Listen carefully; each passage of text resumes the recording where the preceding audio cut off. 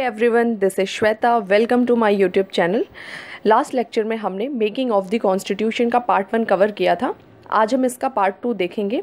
इसके पहले अगर आप लोगों ने मेरे चैनल को सब्सक्राइब नहीं किया है तो प्लीज़ सब्सक्राइब करें और साथ में बेल आइकन ज़रूर प्रेस करें ताकि आपको वीडियोज़ की नोटिफिकेशन मिल जाए। चलिए स्टार्ट करते हैं इसका पार्ट 2। देखिए, लास्ट लेक्चर में हमने देख लिया था कि कैसे कैबिनेट मिशन 1946 में आती है और जो भी कैबिनेट मिशन प्रस्ताव देती है उसको फाइनली कांग्रेस और मुस्लिम लीग दोनों ही एक्सेप्ट कर लेते हैं और उसके बाद से हमारी कॉन्स्टिट्यूएंट असेंबली का इलेक्शन होता है, नॉमिनेशन होता है और दोनों ही प्रक्रिया के द्वारा आपकी कॉन्स्टिट्यूएंट असेंबली बन जाती है। उस समय मैंने आपको बताया था कि जो रियासतें थी, जो भी प्रिंसली स्टेट्स थे और मुस्लिम लीग के जितने भी मेंबर्स इलेक्शन में पार्टिसिपेट करते हैं वो लोग कॉन्स्टिट्यूएंट असेंबली से अलग हो जाते हैं। ठीक है, तो आज हम उसके आगे देखेंगे संविधान सभा की कार्यप्रणाली। ठीक है, देखिए कॉन्स्टिट्यूएंट असेंबली बन चुकी है। अब इस असेंबली का काम था क्या कि ये देश का संविधान बनाए, हमारा कॉन्स्टिट्यूशन बनाए। तो ये अब कॉन्स्टिट्यूशन बनाना चालू करेगी। फर्स्ट फीचर हम देखेंगे, इसकी पहली बैठक होती है कब? 9 दिसंबर 1946। देखिए, जुलाई अगस्त में इलेक्शन हो जाता है, नवंबर में ये असेंबली बन जाती है। अब इसकी बैठक चालू होगी, यानी जितने भी असेंबली के मेंबर्स हैं वो सारे के सारे मेंबर एक जगह इकट्ठे होंगे, उनकी बैठक होगी और वहाँ से वो देश के लिए कानून बनाना चालू करेंगे। तो ऐसे ही 9 दिसंबर को फर्स्ट सिटिंग होती है, पहली बैठक होती है और इस बैठक में कॉन्स्टिट्यूएंट असेंबली के पहले अध्यक्ष बनाए जाते हैं और उनका नाम होता है डॉक्टर सच्चिदानंद सिन्हा। ठीक है, लेकिन आपको यहाँ पर ध्यान रखना है ये जो अध्यक्ष है वो अस्थायी है। यानी कि अब देखो भाई, कोई भी असेंबली है, कोई भी बैठक चल रही है, उसमें 300-400 लोग अगर हैं तो वहाँ पर किसी को एक को उसका हेड बनाना पड़ेगा, स्पीकर बनाना पड़ेगा, जो कि पूरी असेंबली के जो भी सेशन होंगे उसमें जो भी बातें होंगी उसको मैनेज कर सके। ठीक है, तो ऐसे ही इस असेंबली का भी अध्यक्ष बनाया गया था डॉक्टर सच्चिदानंद सिन्हा को। लेकिन ध्यान रखने वाली बात यह है कि ये टेम्पररी अध्यक्ष होते हैं, यानी टेम्पररी प्रेसिडेंट होते हैं। तो इनको टेम्पररी क्यों बनाया गया था? क्योंकि भाई अब एक पहली जीत हमें मिली है, हमारे देश की असेंबली बनी है जो देश का संविधान बनाएगी। वहाँ पे बहुत सारे लोग थे जिन्हें अध्यक्ष बनाया जा सकता था, लेकिन जो कांग्रेस के, जो कि एक सबसे पुराना दल, सबसे बड़ा दल था, देश के लोगों का रिप्रेजेंटेटिव था, तो कांग्रेस के सबसे वरिष्ठ जो, या फिर आप बोल सकते हैं असेंबली के जो सबसे बुजुर्ग व्यक्ति थे वो थे आपके सच्चिदानंद सिन्हा। तो एक तरह से सम्मान देने के लिए इन्हें टेम्पररी अध्यक्ष बना दिया गया। फिर इसकी नेक्स्ट बैठक होती है 11 दिसंबर 1946 को। ठीक है, तो 11 दिसंबर 1946 में जो इसकी बैठक होगी वहाँ पर सच्चिदानंद सिन्हा को हटा दिया जाएगा और इसके परमानेंट प्रेसिडेंट बना दिए जाएंगे। वो होंगे आपके डॉक्टर राजेंद्र प्रसाद, आपके स्थायी अध्यक्ष बनेंगे कॉन्स्टिट्यूएंट असेंबली के, जो कि आज़ाद, जब तक हमारा संविधान नहीं बन जाता तब तक यही कॉन्स्टिट्यूएंट असेंबली के अध्यक्ष रहेंगे। ठीक है, तो ये दोनों ही पॉइंट आपको ध्यान रखने हैं। ये टेम्पररी बनाए जाते हैं, या फिर पहले अध्यक्ष पूछेगा तो आप सच्चिदानंद सिन्हा लिखेंगे, और ये परमानेंट बनाए जाते हैं या फिर दूसरे अध्यक्ष डॉक्टर राजेंद्र प्रसाद होते हैं।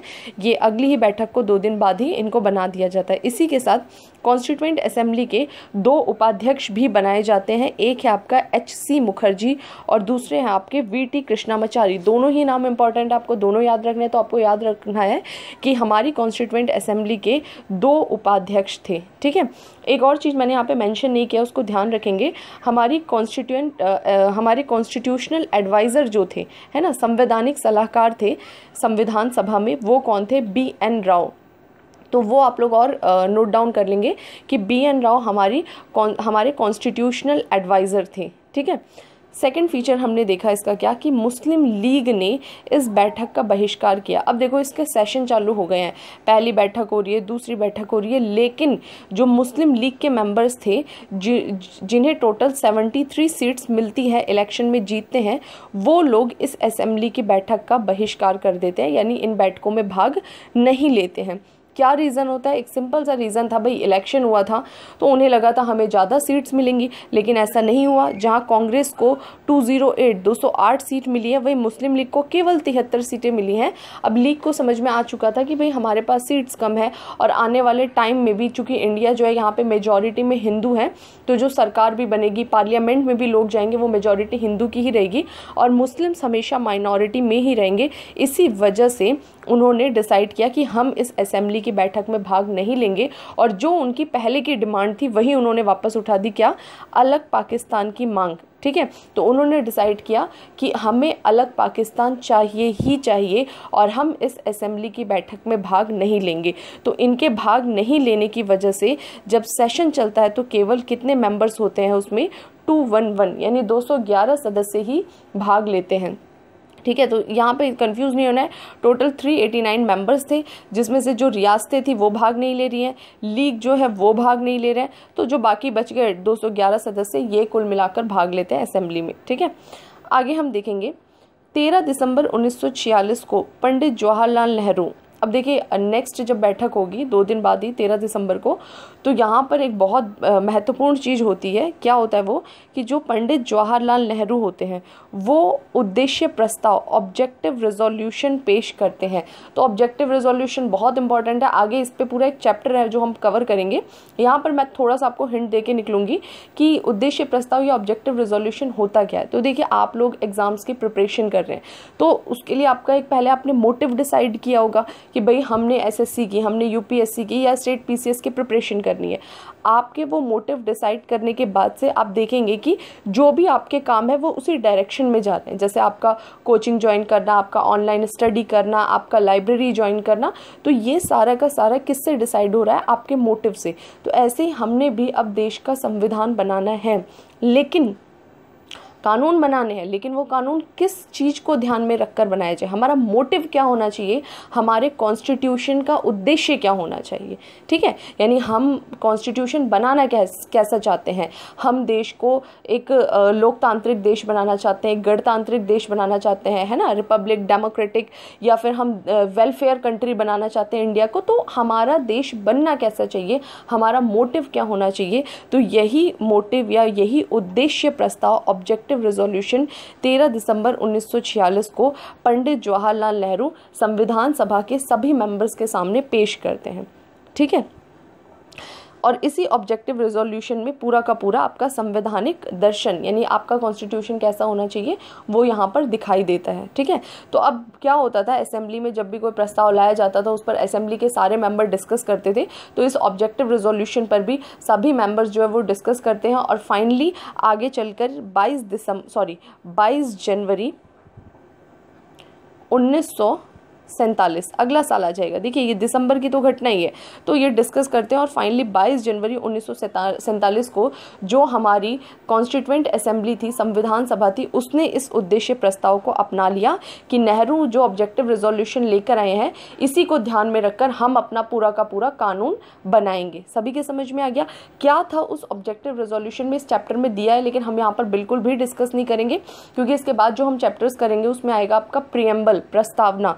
तो मैं आपको वहाँ पर भी ये बात वापस बताऊंगी कि ये जो आपका ऑब्जेक्टिव रेजोल्यूशन होता है, जब हमारा संविधान बन जाता है तो संविधान बनने के बाद इस ऑब्जेक्टिव रेजोल्यूशन को ही हम प्रीएम्बल का रूप दे देते हैं, हमारी प्रस्तावना का रूप दे देते हैं और कॉन्स्टिट्यूशन के पहले पन्ने के रूप में इसे जोड़ दिया जाता है। ठीक है, तो वहाँ पर हम इसे डिटेल से डिस्कस करेंगे। यहाँ पर फिलहाल आपको यही ध्यान रखना है कि ऑब्जेक्टिव रेजोल्यूशन कब लाया गया, किसके द्वारा लाया गया और कब इसे एक्सेप्ट किया गया था, 22 जनवरी 1947 को। ठीक है, नेक्स्ट हम चलेंगे। देखिए ये पूरा इंग्लिश में लिखा हुआ है, इसे देख लेंगे। मैं इंग्लिश में जान के नहीं पढ़ाती हूँ क्योंकि हिंदी मीडियम वाले बच्चों को काफ़ी प्रॉब्लम हो जाता है, तो यहाँ पे इंग्लिश में मैंने दे रखा है और बाइलिंगुअल मैं कोशिश करती हूँ कि बच्चों को पढ़ा सकूँ। तो यहाँ से आप नोट्स जो है वो साथ के साथ देखते चलेंगे।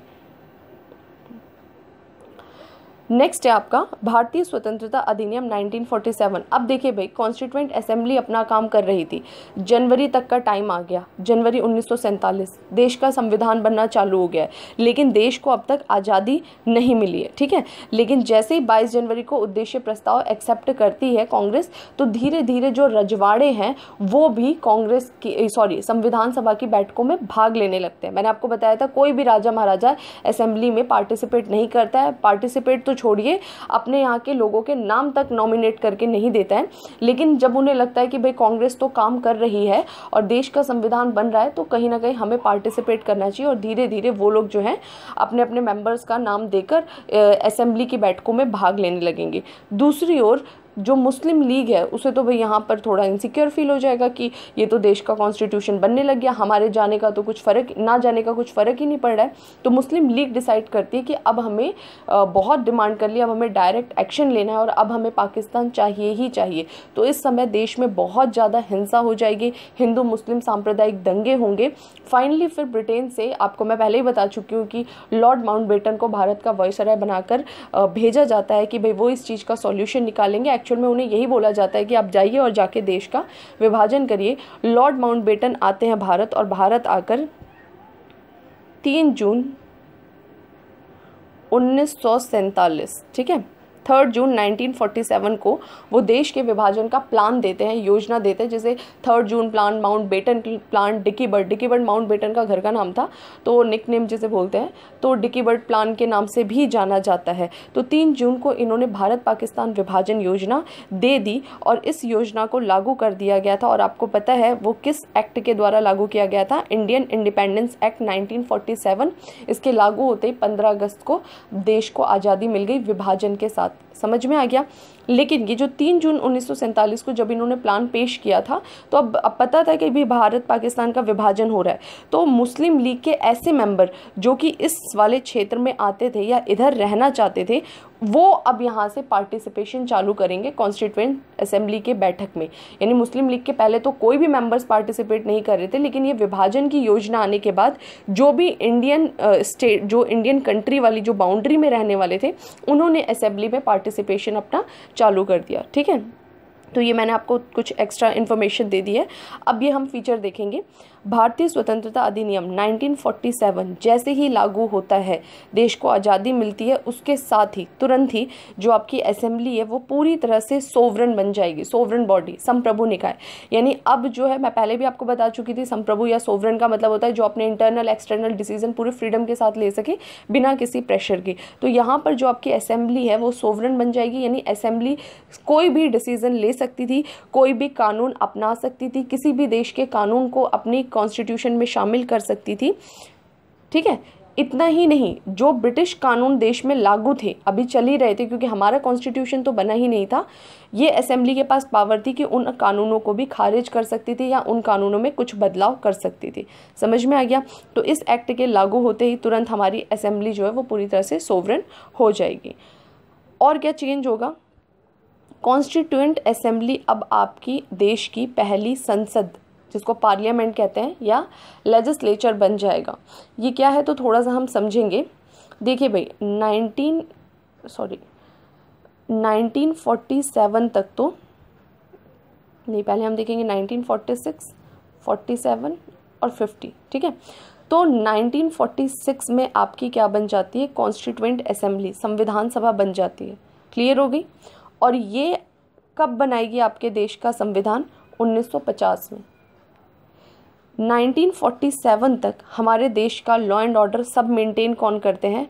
ब्रिटिश मेंटेन करते हैं। लेकिन 1947 में ब्रिटिश चले जाएंगे, देश को क्या मिल जाएगी? आज़ादी मिल जाएगी। तो ये वाला जो ड्यूरेशन है, यहाँ पर गैप हो जाएगा। देखिए, हमारा अपना कॉन्स्टिट्यूशन तो बना नहीं है, वो तो 1950 में, कब बनने वाला है इन्हें खुद नहीं पता है, और ब्रिटिश 1947 में जा रहे हैं। तो इस टाइम से इस टाइम तक देश चलेगा कैसे? जो ब्रिटिश कानून है वो ज़्यादातर हमारा एक्सप्लॉइट करने वाले हैं, तो उन कानून को डायरेक्ट भी लागू नहीं किया जा सकता। तो इसीलिए जब देश को आज़ादी मिलती है 1947 में, तो इस बात पर विचार किया गया और फाइनली ये डिसाइड किया गया कि हम एक पार्लियामेंट बना देते हैं। पार्लियामेंट का काम होता है कानून बनाना। तो ये डिसीज़न लिया गया कि हम एक संसद बना देते हैं देश की, और वो संसद लॉ एंड ऑर्डर बनाएगी ऑर्डिनरी लेवल पर, यानी टेम्पररी रूप से कुछ कानून बनाएगी पूरे देश का मैनेजमेंट चलाने के लिए, जब तक कि हमारा संविधान नहीं बन जाता। ठीक है, तो फिर अब ये बात उठी कि ये जो हम पार्लियामेंट बनाएंगे 1947 में, जो हम बनाना चाह रहे हैं, इस पार्लियामेंट में मेंबर कौन कौन हो, क्योंकि ऑलरेडी कॉन्स्टिट्यूएंट असेंबली में देश के सारे महत्वपूर्ण नेता सब वहीं थे। तो फिर एक नई बॉडी में कौन जाएगा, कैसे होगा सिस्टम, इस पर फिर आगे बोला गया कि ऐसा करते हैं, कोई पार्लियामेंट के लिए नए इलेक्शन या कोई सिस्टम नहीं बनाते हैं, बल्कि जो आपकी संविधान सभा है इसी को हम देश की संसद बना देते हैं। यानी कि आज़ादी के बाद हमारी कॉन्स्टिट्यूएंट असेंबली हमारे देश की पहली पार्लियामेंट बन जाती है। ठीक है। तो संविधान सभा स्वतंत्र भारत की पहली संसद बनती है। अब देखिए दो काम है इसका काम है देश के लिए संविधान भी बनाना, और दूसरा इसका काम है कि ऑर्डिनरी कानून बनाकर लॉ एंड ऑर्डर देश का मेंटेन करना जब तक कि संविधान बन नहीं जाता है। ठीक है। आगे एक और पॉइंट बोल रहा है कि जब इसकी बैठक संविधान सभा के रूप में होती थी, यानी हफ्ते के कुछ दिन ये देश का संविधान बनाने का काम करती थी और कुछ दिन ये ऑर्डिनरी जो कानून है वो बनाती थी। तो ऐसे ही जब इसका जो बैठक होता था या जो इसका रूप होता था वो कॉन्स्टिट्यूएंट असेंबली का होता था, उस समय इसकी अध्यक्षता कौन करते थे? डॉक्टर राजेंद्र प्रसाद। ये आप लोग को पता ही है, अभी मैंने बताया था कि कॉन्स्टिट्यूएंट असेंबली के परमानेंट प्रेसिडेंट होते हैं डॉक्टर राजेंद्र प्रसाद, तो इसमें बिल्कुल कंफ्यूज नहीं होना है।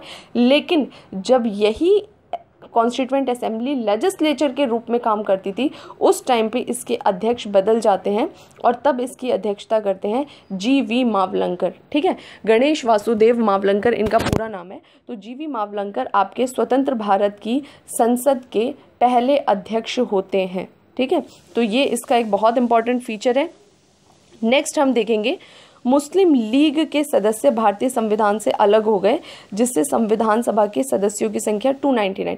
अब देखिए एक और ये फीचर है, ये आपको ध्यान रखना है कि अब देश को आज़ादी मिली तो क्या क्या इफेक्ट पड़ रहा है। तो एक इफेक्ट ये भी पड़ रहा है कि जो मुस्लिम लीग, पहले तो पूरे कितने 389 मेंबर्स थे जिसमें मुस्लिम लीग भी थी। अब क्या हो गया, जो मुस्लिम लीग यानी कि जो ये वाला जो रीज़न है पाकिस्तान अलग हो गया, तो इस रीज़न के जो मेंबर्स थे वो भी चले जाएंगे ना। तो अब इधर वाले जो भी सदस्य थे वो उधर चले गए, जिसकी वजह से आपके जो कॉन्स्टिट्यूएंट असेंबली थी इसके मेंबर्स की संख्या 389 से घटकर कितनी हो गई? 299। तो आपको ये ध्यान रखना है कि जो ओरिजिनल आपकी कॉन्स्टिट्यूएंट असेंबली थी उसमें टोटल मेंबर्स थे 389, लेकिन आफ्टर इंडिपेंडेंस आपके जो नंबर ऑफ मेंबर्स होते हैं कॉन्स्टिट्यूएंट असेंबली के ये घट जाएंगे और 389 से कितने हो जाएंगे?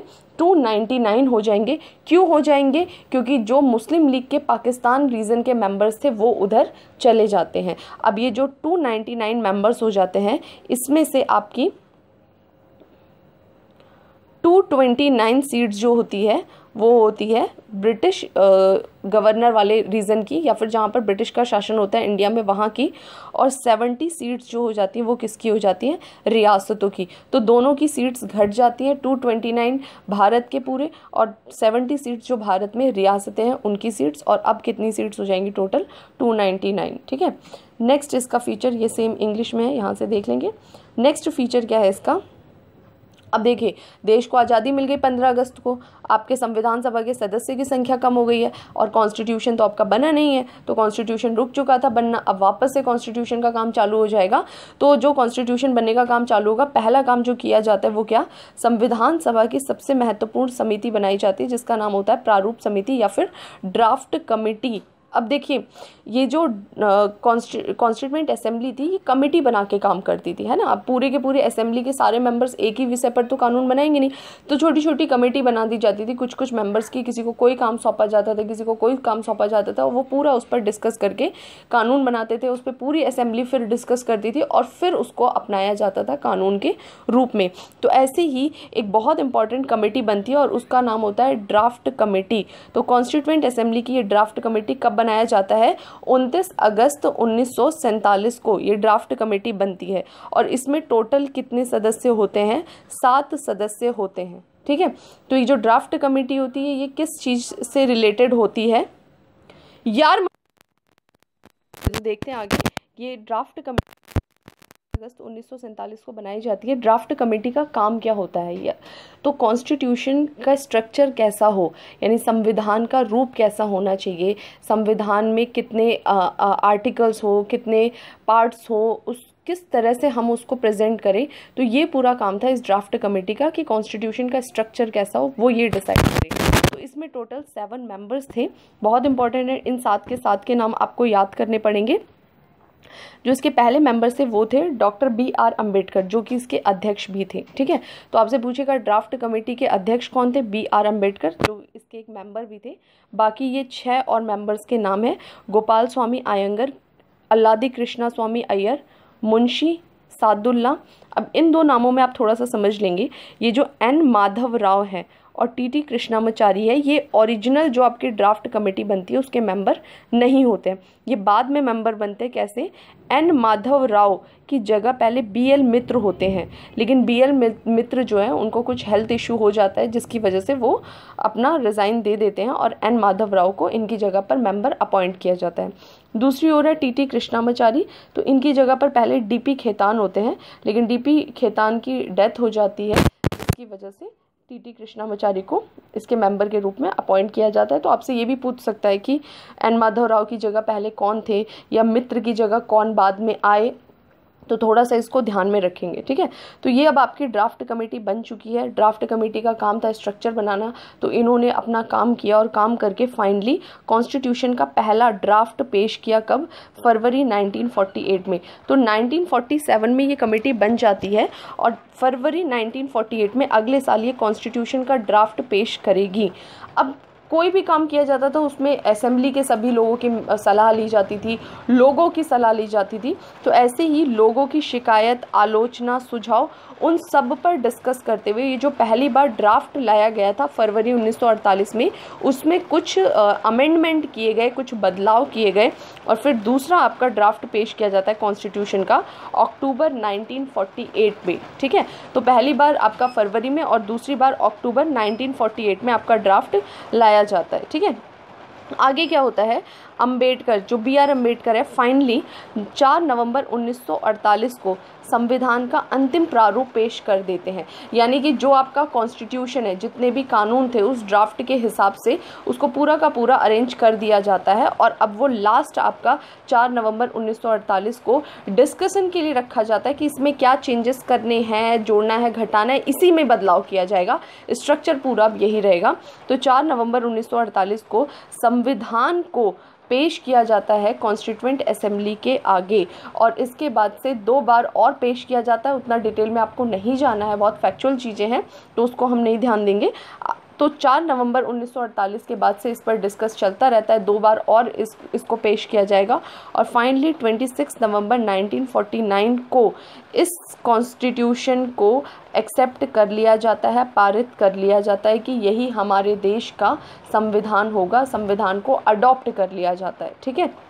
ये चीज़ आपको ध्यान रखनी है कि इस बीच में जब ये पहली बार 4 नवंबर को पेश किया गया और 26 नवंबर तक इस पूरे ड्यूरेशन में बहुत सारे अमेंडमेंट किए गए थे कॉन्स्टिट्यूशन में, हज़ारों की संख्या में। हमें कहीं कुछ गड़बड़ लग रहा था, हम उसको हटा रहे थे, कुछ लिखना भूल गए थे, उसको जोड़ रहे थे और फाइनली 26 नवंबर 1949 को हमने संविधान को अपना लिया। क्लियर हो गई ये बात? और इस पर अध्यक्ष व अन्य सदस्यों के हस्ताक्षर किए गए, ठीक है। तो जो भी अध्यक्ष थे उस समय राजेंद्र प्रसाद और जो बाकी के सदस्य थे, टोटल 299 मेंबर्स बचे थे, सब ने फाइनली इस पर अपना सिग्नेचर किया और ये आपका कॉन्स्टिट्यूशन आपको मिल गया है, ठीक है। यहाँ पर आपको एक चीज़ ध्यान रखनी है कि टोटल वैसे 299 मेंबर्स बचे थे, ठीक है, लेकिन जब तक आपका कॉन्स्टिट्यूशन बनकर तैयार होता है 26 नवंबर 1949 को सदस्यों की संख्या घटकर कितनी हो जाती है? 284। कैसे? जो बाकी के 15 मेंबर्स हैं वो मर जाते हैं, ठीक है। तो काफ़ी बुजुर्ग मेंबर होते हैं कॉन्स्टिट्यूएंट असेंबली में, तो 15 सदस्यों की मृत्यु हो जाती है और 299 से घटकर कितने हो जाएंगे? टोटल 284 मेंबर्स बचेंगे और ये 284 मेंबर कॉन्स्टिट्यूशन पर सिग्नेचर करेंगे। तो आपको ध्यान रखना है 3 बार यहाँ पर चेंज हुआ है। ओरिजिनल कॉन्स्टिट्यूशन में टोटल मेंबर्स थे 389, आज़ादी के बाद कितने बचे थे? 299 और जब आपका कॉन्स्टिट्यूशन बना था तो कितने बच गए? 284। क्यों कम हो रहे हैं? दोनों ही रीज़न पता है, वहाँ पर देश का विभाजन हुआ था और यहाँ पर 15 मर चुके थे, ठीक है। नेक्स्ट फीचर इसका बता रहा है, इस समय संविधान में प्रस्तावना बोल रहा है कॉन्स्टिट्यूशन कैसे बनकर तैयार हुआ था आपका।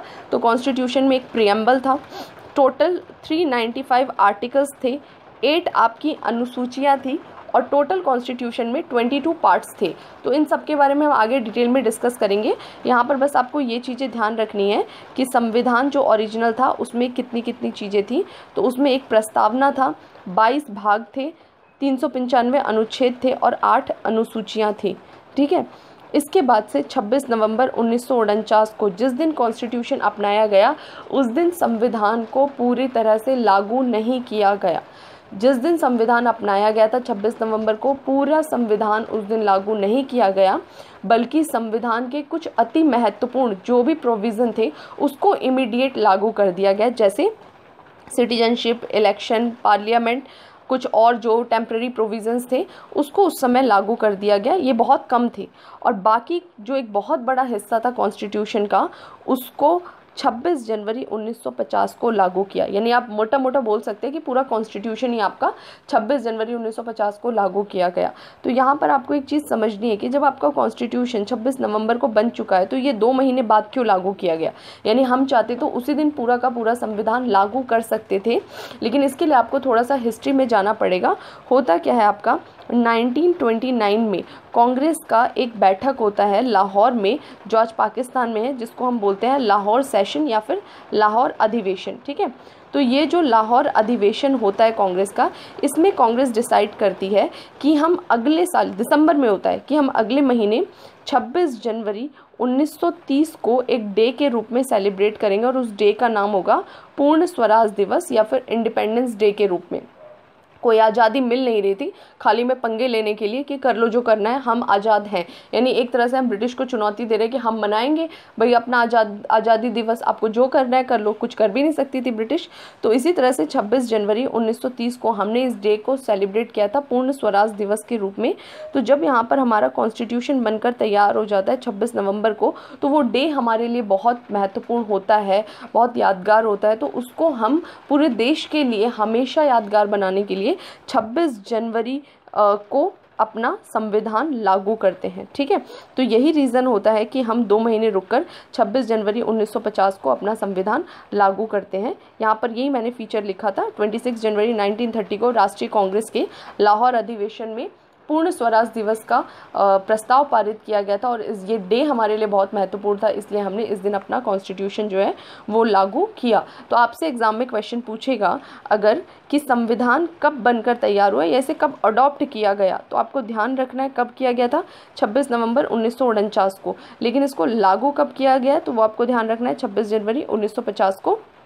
तो पहले हमने आज़ादी ले ली थी लास्ट लेक्चर में, आज हमने अपने देश का संविधान बना लिया है। एक सेकंड, ये इंग्लिश में दिया हुआ है, यहाँ से आप इसको पूरा देख लेंगे। एक बार हम क्विक रिवाइज कर लेते हैं फटाफट।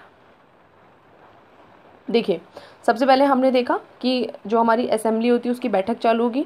9 दिसंबर को पहली बैठक, 11 दिसंबर को दूसरी बैठक, 13 दिसंबर को तीसरी।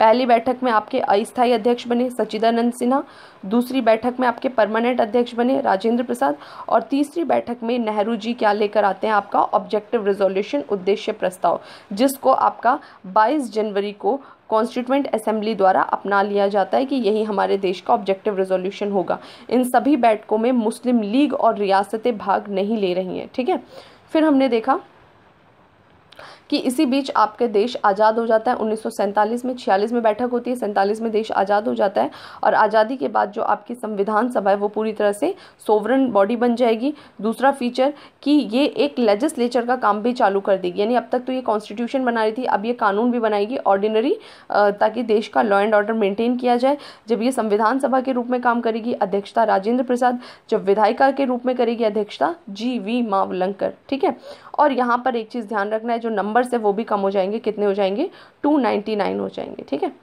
फिर हमने नेक्स्ट देखा कि आज़ादी के तुरंत बाद एक बहुत इंपॉर्टेंट कमेटी बनाई जाती है जिसका नाम होता है ड्राफ्ट कमेटी। इसकी डेट बहुत इंपॉर्टेंट है, याद रखना है, 29 अगस्त 1947 में। टोटल 7 मेंबर्स होते हैं, एक अध्यक्ष और बाकी 6 मेंबर के भी नाम आपको रटे होने चाहिए, अच्छे से एग्जाम में पूछ लेता है। ड्राफ्ट कमेटी ने पहली रिपोर्ट दी फरवरी में, लास्ट रिपोर्ट दी अक्टूबर में, और फाइनली आपका कॉन्स्टिट्यूशन को उस ड्राफ्ट के हिसाब से पेश किया जाता है। कॉन्स्टिट्यूशन को कब पेश किया गया था, पहली बार 4 नवंबर 1948 को, और फाइनली इसको अपनाया कब गया था, 26 नवंबर 1949 को। 1 साल के बाद इस पर डिस्कस करके अपनाया गया, और 26 नवंबर 1949 को इस पर सभी मेंबर्स ने हस्ताक्षर किए। और वो कितने मेंबर्स थे, 284, क्योंकि 299 में से 15 मर चुके थे, तो रिमेनिंग 284 थे। इस समय कितने पार्ट, कितने आर्टिकल, कितने स्केड्यूल, कितनी प्रियम्बल, इन सब के बारे में हम देखेंगे, आगे डिस्कस करेंगे। ये आपको और ध्यान रखना है कि 26 नवंबर को कौन कौन से कॉन्स्टिट्यूशन के प्रोविज़न जो है वो लागू कर दिए गए थे, और बाकी आपका पूरा कॉन्स्टिट्यूशन 26 जनवरी को लागू होता है। 26 जनवरी को क्यों लागू होता है वो हमने हिस्ट्री देख लिया कि लाहौर सेशन में जो हमने 26 जनवरी को पूर्ण स्वराज दिवस मनाने का डिसाइड किया था, उसके लिए हम इसे इस दिन लागू करते हैं। ठीक है, तो अब कल के लेक्चर में हम इसको पूरा कंप्लीट कर लेंगे। और आपको अगर मेरी वीडियोस पसंद आ रही है तो प्लीज़ लाइक और कमेंट ज़रूर करिएगा, बताइए जो भी है आपको डाउट है या किसी तरह से कोई प्रॉब्लम है तो उसको कमेंट में ज़रूर लिखिए, और चैनल को सब्सक्राइब करना मत भूलिएगा। Thank you.